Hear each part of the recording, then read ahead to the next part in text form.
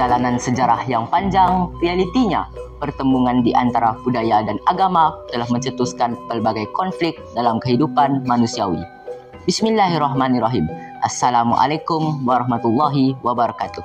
Baiklah, tanpa membuang masa lagi, pada hari ini saya ingin memberikan ulasan tentang sebuah novel yang bertajuk Selendang Sukma. Buku ini dikarang oleh penulis Isa Kamari dengan harga jualan di pasaran RM40. Buku ini pastinya boleh dimiliki siapapun yang menginginkannya. Permulaan buku ini menceritakan tentang pertemuan yang memekarkan bibit cinta di antara gadis tempatan bernama Dewi dengan jejaka Singapura, yaitu Ilham. Rentetan daripada itu, pembaca dibawa menyusuri sisi gelap hidupnya.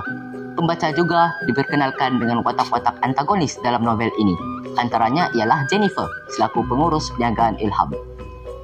Pada pertengahan cerita ini pula, kehadiran Ilham di Bali juga tidak disenangi oleh Ketut Triharja. Salah faham telah menimbulkan ketegangan dalam hubungan Ilham dan Pak Riwayat. Sekiranya anda penggemar sastra sejarah, novel ini mesti anda baca. Penulis menyelongkar bukan hanya sejarah pura di Gunung Kawi, tetapi juga sejarah agama awal yang bertapak di Bali. Saranan saya juga kepada pencinta budaya, jangan pernah mengabaikan novel ini. Sebagai seorang arkitek, penulis tidak lari dari berkongsi pengalaman serta perincian seni bina di Pulau Bali. Penutup cerita ini berakhir dengan kisah yang sedih pada akhirnya dengan kematian Ilham. Cinta Ilham dan Dewi tidak bersatu di atas pelaminan, namun lebih besar daripada itu, Ilham kembali ke rahmatullah di atas jalan yang benar. Itulah penyudah yang lebih manis.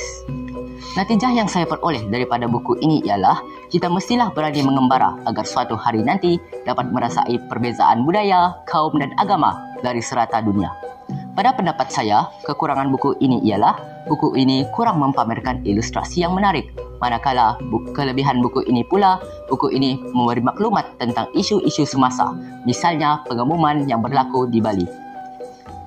Cinta bukan hanya melibatkan dua insan yang bergelar manusia, namun cinta yang lebih manis daripada itu adalah cinta kepada Tuhan, dan cinta itulah yang lebih hakiki. Sekian, itu sahaja daripada saya. Om Swastiastu. Assalamualaikum. Terima kasih.